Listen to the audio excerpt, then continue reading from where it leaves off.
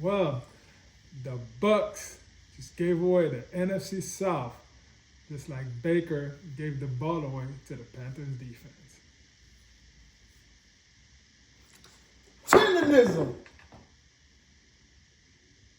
Tendenism.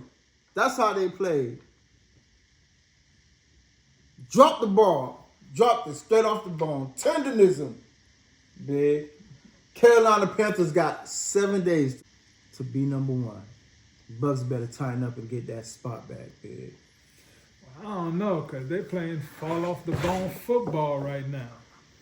That and more coming up on the next episode of Buccaneers Captain Report. Man, y'all stay tuned. Stay locked in.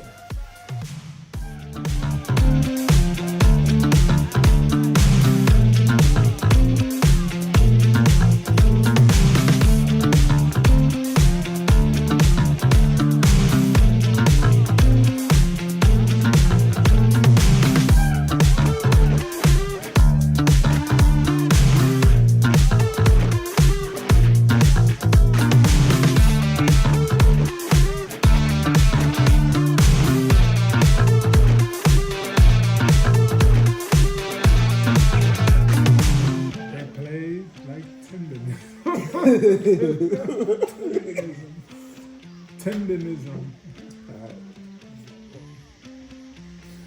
Welcome to Buccaneers Captain Report. I am big and he is small. A.K.A. Jive. And we are coming to you after the Bucs just fell to second place in the NFC South after a gut-wrenching loss to the Carolina Panthers. Yeah, man, this whole game was fall off the bone tender, as you say, tenderism. So, what are your thoughts, man?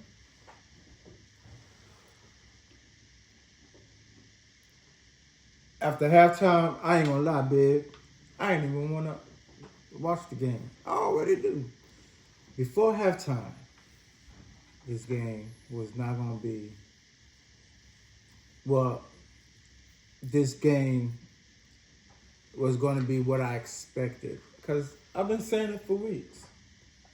And you know it. I've been saying it for weeks. I said, look, big. You talking shit into existence. Like everybody else, like a lot of the Buc fans. And they just not playing up the part, and I knew it. I knew we was gonna lose today. I knew it. I don't got no faith in the Bucs. I'm not jumping off the bandwagon. I am the wagon. But at the same note, I'm a realist. And I pay attention to detail. And I just knew it. Disappointed? Nope. Because I expected it. And now we're here. I know, like you, I don't want to be here doing this, reporting bad news. But we got a job to do, big. Yeah, man, with 2 weeks left in the regular season, our season could be done next week if we lose to the Dolphins, which could very well happen. If we don't lose to the Dolphins, if we beat the Dolphins and Carolina lose to the Seahawks, it's going to be the last week of the year to decide the division. It seems like every year the NFC South is always the last week of the year. So I wouldn't be surprised if week 17, that's when it happened. Hell, I wouldn't be surprised if we ended up in a tie, because I don't know what's going on. This has been a weird year. Is that possible? What? If we end up in a tie? I mean, the game could end up in a tie, and if it ends up in a tie, they would have to use like tiebreakers to determine who's the winner of the division. What you mean, like Utah versus? Like Break that down. strength of schedule is one. We play first place schedule, so that should go in our favor. And then it would go to common opponents, like who they lost to, who we lost to, who they beat, who we beat. Like have we beat a team that they lost to, stuff like that, and so on and so on until it's decided, basically. Well, actually, I think it would go to them. Actually, I'm wrong. I think it would go to them because we tied one with them and they won one with us. Because that's where it goes to first. It goes to head to head. So if we tie with them, they already beat us once, then it would go to them. They'll just go to them. Yeah, because they beat us head to head. Yeah, that's right. See? Yep.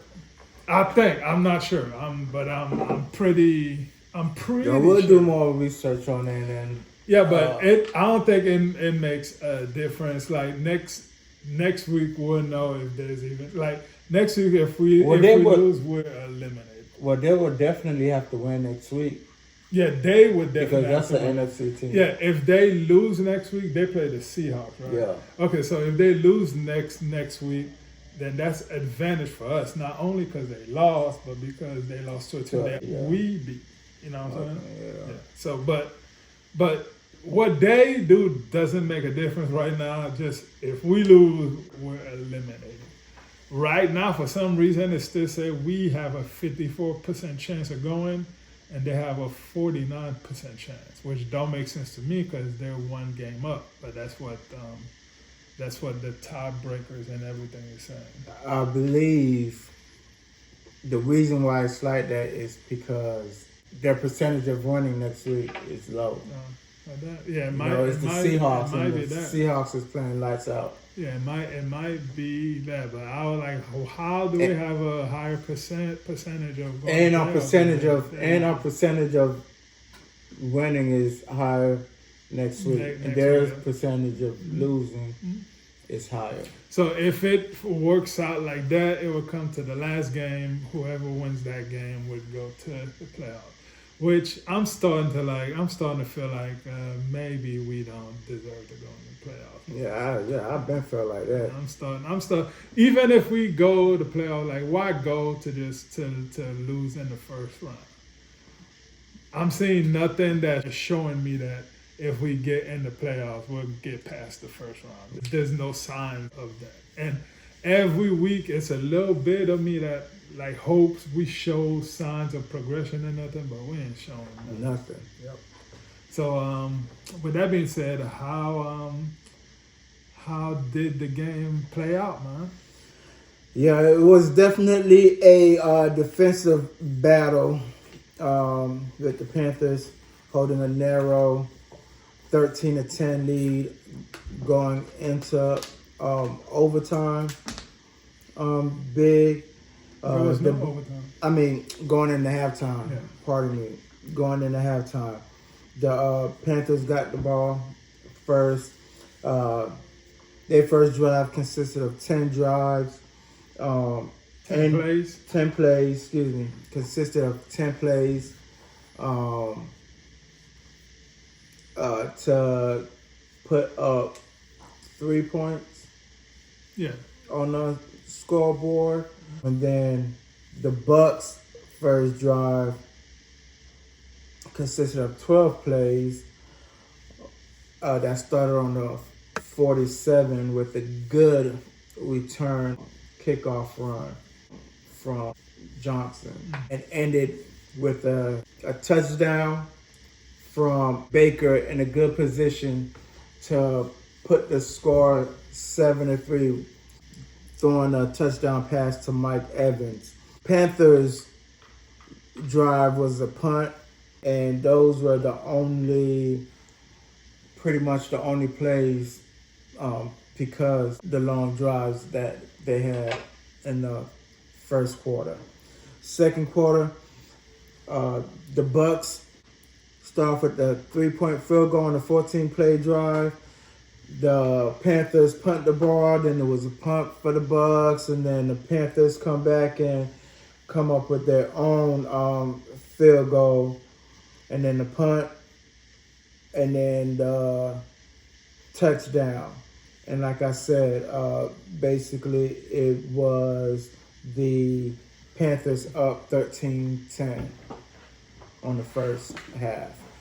Tell me, what did you see on that first half? Did you have any concerns? What did you view? What was going through your head that first half? Nothing seriously. I thought it just looked like the regular Bucs. Defense ain't really stopping nothing. Offense doing what they can, scoring a little bit of points, man.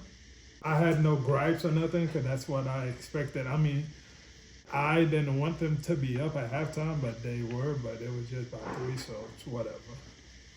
Yeah, when we lost the lead, like I said earlier, when we lost the lead at halftime, like I said, if we in our pregame review, if we're down at halftime and we don't get a strong start, then man, we might as well pack it up. But that's not. I'm saying all this, and I'm not saying it to the effect that it's not that the Bucs didn't play a hard game. They played a hard game. They just can't finish. Unfortunately, like how they were finishing, like how Baker was bringing us home in the beginning of the season. I mean, the reason I wasn't too crazy because they took the lead, we took the lead again, then they took the lead again, then we took the lead, and they tied. So it's like it was a back and forth game. So it was just like, okay, the defense ain't doing nothing. The offense is scoring some points. Like it's just a regular, nothing too great, nothing too bad going on. Right, exactly. Yeah. Well, the second half started. Bucs get the ball first. Their first drive consisted of 17 plays for 66 yards, and they did score. That score was a 1-yard touchdown from Sean Tucker, a Russian play. And then the next drive, the Carolina Panthers came back with their own touchdown drive in the third quarter. And the thing is, with that, the Carolina Panthers never took their foot off the gas. Every time the Bucs came and hit them with something, they came right back around and did the same thing. Top of the fourth quarter, the Bucs with the ball with 8 plays, putting the score 20-20. The Panthers on their drive was a 3-and-out, and the Bucs 3-and-out. The Panthers then 3-point field goal. With the 3-point field goal, scores on a 7-play drive. Man, fuck. Man, I don't know what to do this shit. Well, Carolina do a field goal on their next drive, which puts them up 23-20. We get the ball back, 2 minutes left. I'm thinking we're about to score a touchdown and win this game, but while that drive was going on, I was like, wait, we don't have to score a touchdown. We could just get a field goal, tie it up, go to overtime. It don't even make a difference. And we're like almost in field goal range. We're like 10 yards away from field goal range. Baker throws an INT, and that's the end of the game right there. Carolina wins 23-20. So we trade, it blows. Just like you said, we just couldn't finish, man. And this one falls squarely on the shoulders of Baker Mayfield. To me, I don't know. It seemed like Mike Evans went one way and he threw the other way. So I don't know if they wasn't on the same page. They didn't read the coverage. the same way. But So you can't say it falls on because it could have been Mike Evans that went the wrong way. Yeah, very true. So I'm saying from what it looked like, it looks like it's them two, like somebody read the cover the wrong way. I don't know if Mike Evans read the cover the wrong way or Baker read the coverage the wrong way. He thought Mike was gonna go left and he went right. And as far as playoff scenarios, there's a bunch of scenarios. The scenarios that Hold on before you even go on that. I'm gonna talk about the second half. Okay, go ahead. So I know we all want to quick to blame Baker for his interception, but something that I pointed out to you when we was watching the game. And you said, well, you can't blame the offensive coordinator, and yes, the fuck I can. And this is why. Because you did not get the offense ready for a 2-minute drive. Ain't no way in hell. These coaches got to be the softest coaches in the NFL. Hands down. Since week 2 or 3. I'm not in practice with the team, so I don't know what's going on. But by how they are playing, to me, it's clear as day that these coaches don't have no control over the players. They ain't getting disciplined. They ain't holding them accountable. Last week, you telling me you here in Tarbos talking about it's a players team. Fuck that. It should be a coach's team. You should be the head dog. Why the hell did you leave it accountability amongst the players, amongst themselves? Obviously, if they are holding each other accountable and it's a players team, then they've been failing to do so in the last 6-7 weeks. Easily. It falls on the offensive coordinator because while y'all raggedy asses is on the sideline and y'all see the Carolina Panthers making this drive to get this field goal to put the score up 23-20, their ass should have been on the sideline getting ready and preparing for this 2-minute drive. There should be no way in hell with the game clock winding down that you should be calling a timeout when you could have held on to that second timeout. Easily. You completed the pass to, I believe it was Mike Evans. Get your ass up. Everybody get to the line of scrimmage. Get your ass up. It shouldn't have been no timeout call. You should have forced Carolina to call the timeout. Not you call the timeout. You hold on to the timeout. If you had to spike the ball to stop the clocks, then stop the clock. You think that they called the timeout because you don't actually know why they called the timeout. No, but you said it was the clock timeout. It was to stop the clock timeout. Mm-hmm. If you're on a 2-minute drive and you already got your plays in line and you moving like you got ants in your pants and fire in your ass, you shouldn't even have to call a fucking timeout. It's a 2-minute drive. I mean, you still need the timeout call. Then spike the ball. Already have your plays ready. That's on the fucking offensive coordinator. Have your fucking plays ready. You call a timeout just to fucking still not know what the fuck to do after the timeout. You get a fucking a false start right after a timeout to bring you back right after a timeout. It's fucking ridiculous. That shit falls on the fucking offensive coordinator and the head coach for being soft as... Man. You think they suck because they called the timeout? No, you know I don't think they soft because they called the timeout. I've been calling them soft.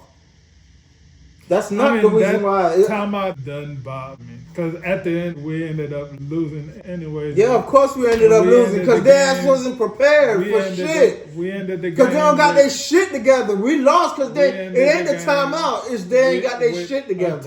Timeout. We ended the game with an extra timeout that we didn't use. So we lost the game because they ain't got their shit together. They've been had their shit together.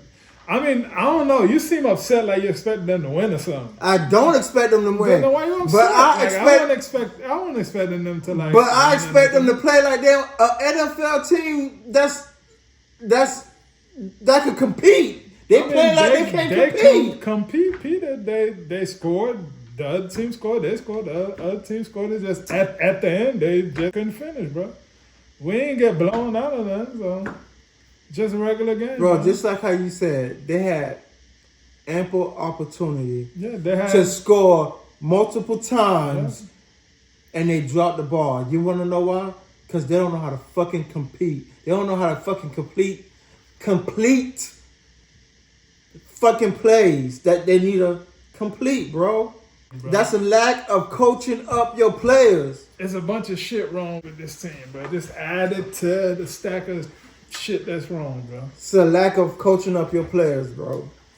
Anywho. But that's all I got to say about that second half. Well, that timeout did not bother me one bit. In fact, when they called timeout, I said to myself, good timeout. In fact, I said that shit out loud, good timeout. What did bother me was for a start coming out after the timeout, which was okay because we got those yards back on first down. The INT, that I don't know, bro. They just wasn't on the same page. I don't know, man. But that was ugly, bro. That was ugly. And Mike Evans was open, so open, bro. Like the way he went, he was wide open, bro. We might have to watch that again. Yeah. Just that last play. I mean, he was wide open, bro. We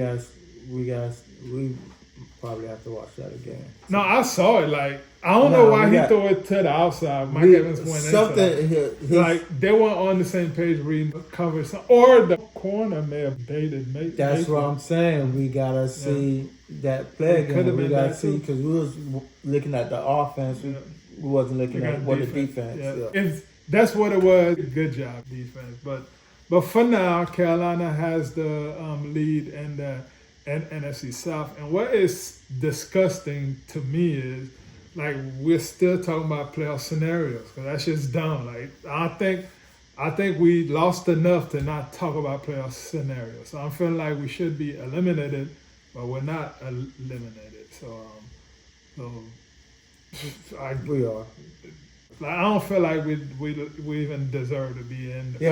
Let's just skip the playoff scenario. We don't deserve to. You already touched bases on there anyway, and I don't believe. No, because I spoke wrong on some of the playoff scenarios. Okay, well, go through it again, but I don't even. I just wanted to I don't even want to hype to make it right. Okay, so how I would like us, if we go to playoff, how I would like us to go is to win out. So that's one way we could go.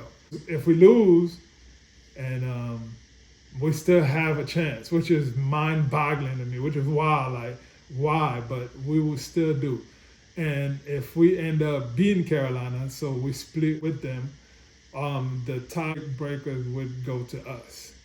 The head-to-head is a split, so they win one, we win one. Division record would be tied. Common opponent is where the Bucs would come out on top.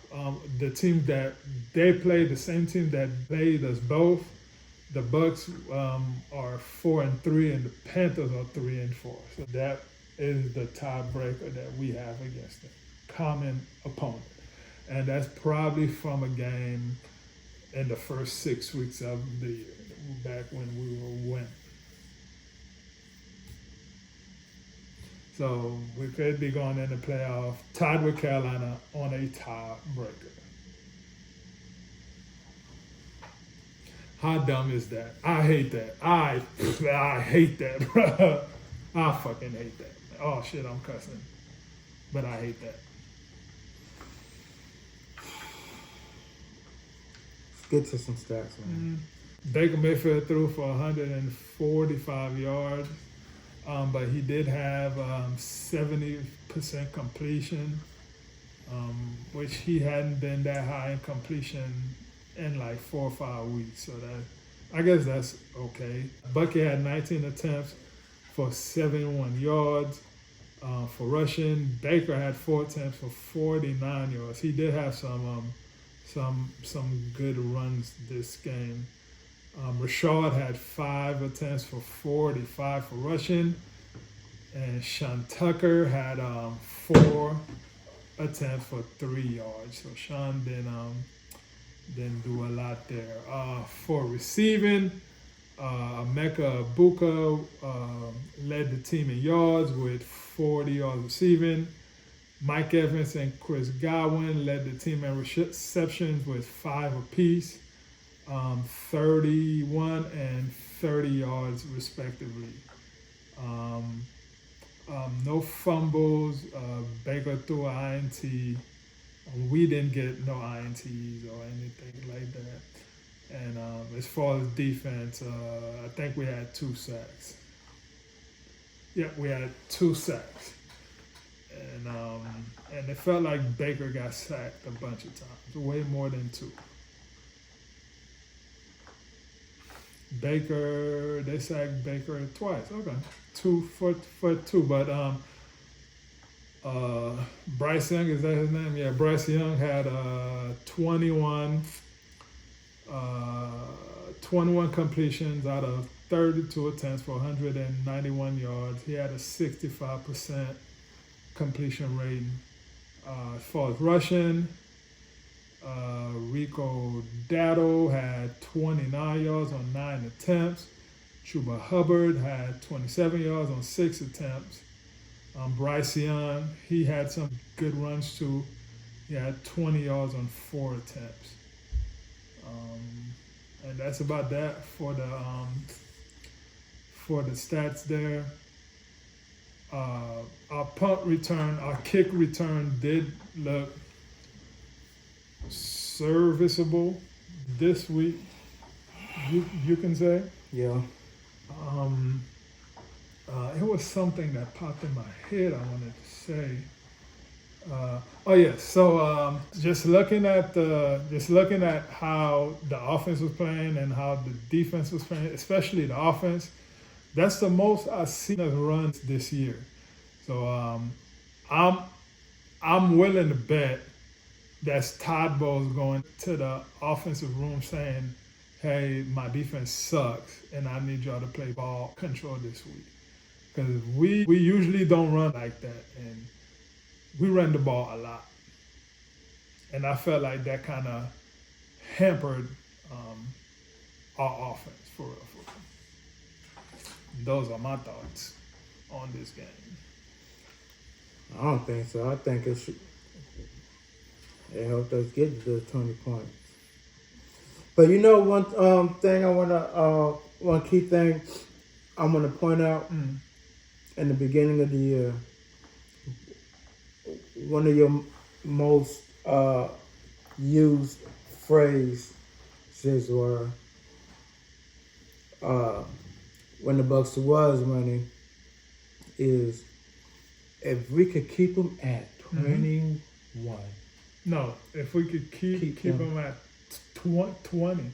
If we could keep them at 20. Every team we lost to scored more than 20. As soon as we hit 2020. Yeah, every team we lost to. As soon as we hit 2020. 20.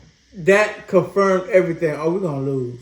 Because we can't even keep their ass from getting to 20. Just like I said in the last video, going forward, the only way we could win games is just by outscoring teams. I don't know why they try to hamper the offense with run more, let's play more ball control.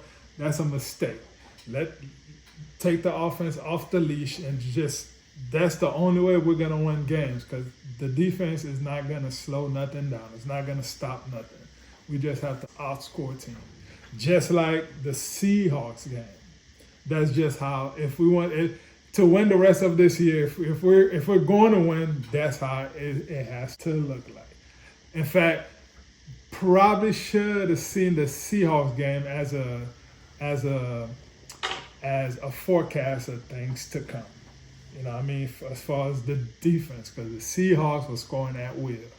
I mean, it wasn't a big deal back then because we won the game and we were also scoring at will. But, you know, I think going forward to win games, we just gonna have to take the reins off the offense. Like we have not played complimentary football all year. Why start now, bro? So just take the reins off the offense. Just let the offense just score, because the defense ain't gonna stop nothing. So. Well, here's the thing with the rushing of the Bucs defense for the game. I'm not mad at it. Obviously, they had to have done some type of watching film this week. Carolina seemed like they did more, and the reason why I say that is because they read those last 2 minutes, to which they were able to get the interception from Baker. But the reason why I say that is Carolina, on average, is allowing 116 rushing yards against their opponents. So I'm not mad at them calling them rushing plays. And even Baker had some good runs. And there wasn't even design runs. All right, he had a 23 and a 26 yard. But the play calling, I'm not saying it affected the passing game, but the reason why I said the Carolina Panthers did a way better job with watching film and knowing what the Bucs was doing is because the offensive coordinator, Josh Gizzard, whatever the hell his name is showing nothing spectacular but the offensive calling. Nothing at all. Like, we're not even professional NFL analysts, and we could clearly see what plays they finna run. But I didn't like that he ran the ball so much. That's what I didn't like. Because they were running the ball at times. I'm like, why you running the ball? Till I was like, oh, that's what it is. They know the defense sucks, so they're trying to play some complimentary football. But they should have threw that out the window. Score points. Stop trying to control the clock and play complimentary football. Score more points. And let the defense fall where it falls, bro. And what they did is, what Baker did is, Baker and the offensive coordinator,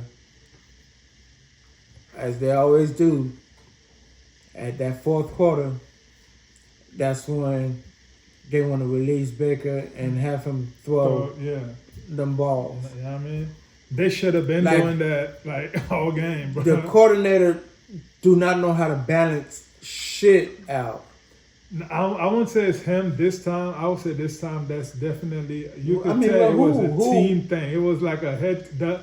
I wouldn't be surprised. I don't even care if Bowles came up to him like, bro, I'm saying we need ball control. To my knowledge, he's the one who's the last game wasn't like this. Wasn't all run heavy and shit. The game before that wasn't like this particular game was like the wrong game to go run heavy. Even though Carolina give up a lot of yards, but how you beat Carolina is you go up on them because they ain't got the firepower to come back. And that's what I thought the plan would be. That's what it should have been. Keep your foot on the gas all game. You know, that's what it should. Like, this game should not have been close. If it's close, Carolina's going to win. You know, that's not how you beat Carolina, bro. Well, it's hard. And if I'm a regular person and I can see that, how can a coach not see that, bro? It's weird, right? Bro, you know, you contradicting yourself because you just said it's not on them coaches, but then you ended up saying, how can the coaches not see that? Listen, bottom line is the Bucs are not putting the amount of points, like you stated, that they need to be putting. All right. The Carolina Panthers never had to panic or try to play catch up because of the simple fact that the defense, this is when Tarbos come in, the defense was not able to stop Carolina's offense. And they didn't even have like the most explosive offense. Their shit was mediocre. That's how bad our defense is. So at the end of the day, the bottom line is it falls on the coaches. I'm not disagreeing with you. It falls on all coaches, all of them. All of them. They ain't getting prepared. I don't know what they're doing during the week, bro. I really don't know, bro. I don't know what the fuck they're doing during the week. Not preparing to win, apparently. But this week, I know what they need to be doing. Booking tickets. Booking their vacations. To vacation. Booking.com. Heard that. You know what I'm saying? Go ahead. Book your vacation. Yeah, I don't know how to fix this. Like, usually you could be like, yeah, if you do that, you could fix. Nah, bro, you can't fix this, man. The only functional, only not even functional, the only semi-functional part of the team is the offense. That's the only part that's like semi-functional. We could score a bunch of points, or we could throw 3 INTs and fumble the ball 6 times. But at least that part is semi-functional, and I think that's what they need to lean on if they want to win. Well, it doesn't make a difference. It don't make a difference because I don't feel like they deserve to go to playoffs. So I don't know why I'm thinking of ways for them to win. It doesn't matter. Yeah, if I was JPP, I'd be asking myself right now on my way back to Tampa. I came back here for this bullshit.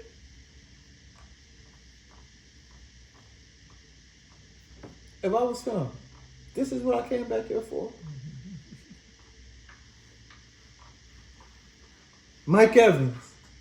No, Damn, I did all that. I did all that healing up, training, trying to get my body back together. For this BS, I could have just sat out for the rest of the year. He don't want to set I know he don't. I'm just saying, bro. He a real player. Man, fire the coaches, man. Just get rid of all the coaches, bro. Get rid of all the coaches. I'm ready to. I'm ready to walk in the plank to MVP. Okay, I'm ready for walking the plank and MVP. Yeah. Walk in the plank. All the coaches. Once again. All the damn coaches. And Baker Mayfield.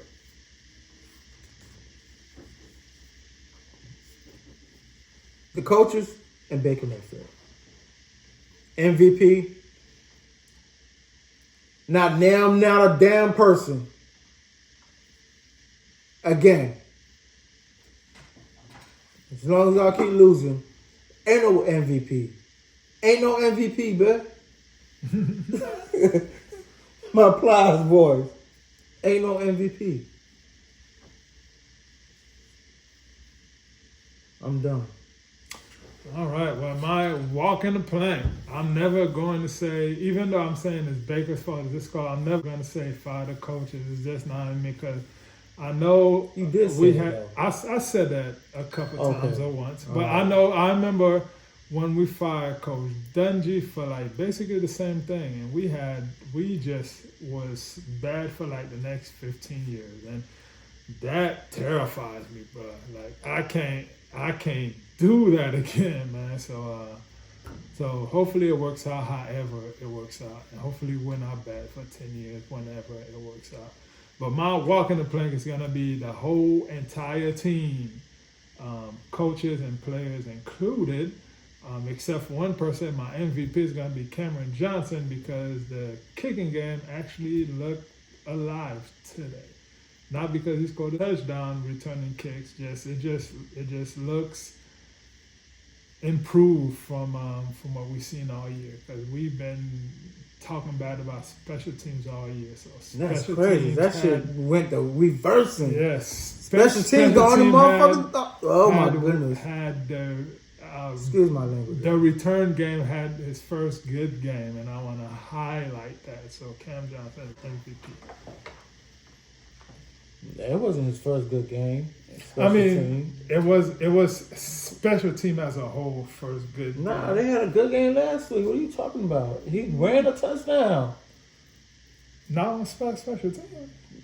Not well, if it wasn't the last game, there was a return touchdown. What are you talking about? Not on special teams though. Not on. Was I watching another game? Yeah, you might have been watching another. We haven't had a return for a touchdown all year, bro. What you See, I try to sneak y'all a little credit, but I can't even do that. This is the first game that we were getting the ball past the 50. You know what I'm saying? Not every ball. Nah, it wasn't the first time. Yeah, it was not. No, we had that. Yeah. We had that happen like once or twice this year, but this is the first game where it happened and something bad didn't happen on special teams. You know what I'm saying? Yeah. Like it's usually like this good thing happens and then this bad thing just ruins everything. So. Yeah. Well, with that being said, we are at the end of the show. So, Small, what you want to say to the people? I know I was real passionate today. It's for a good cause.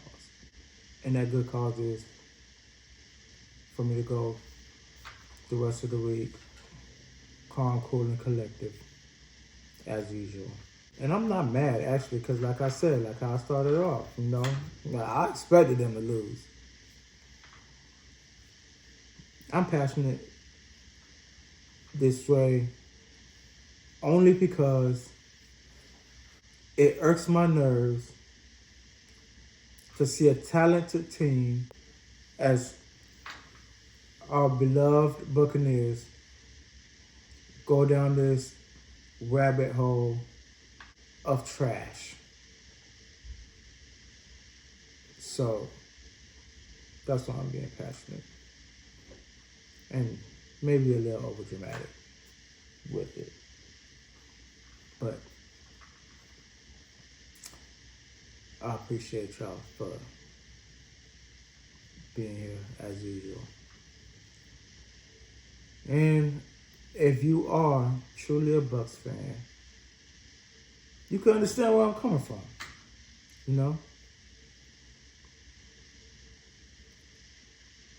Because just like me, I know you're sick of this shit. Like, comment, subscribe, hit the notification. We'll see y'all in the pregame review versus the Dolphins. And that's all I got on my end. Pass it to my big homie. Hold that. I know I'm not supposed to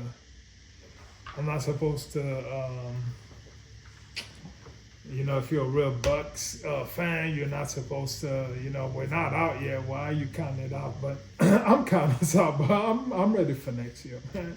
I'm ready for draft. I'm ready for training camp. I know people are gonna be like, y'all, you're not a real fan. We're still in it. Once we get in it, it's whatever, man. Like I'm ready for next year, and playoff scenarios are playoff scenarios, man. So hopefully, as the week go on, cause I'm not mad about the loss for us, so I'm not even down. I'm just like that. So hopefully, as the week go on, like, I'll change my mind and start digging into these playoff scenarios, see how it's really gonna break down. But going to the playoffs on a playoff scenario on a tie breaker is not, to me, that's not winning for us.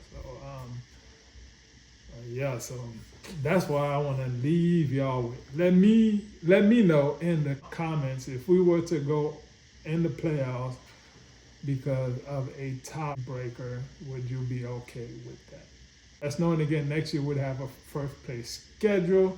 We'll play all the first place NFC teams and so on and so on. Everything that comes with winning your division. So let me know that. So with that being said, I want to thank you for joining us for another episode. Hold on, before you close out completely.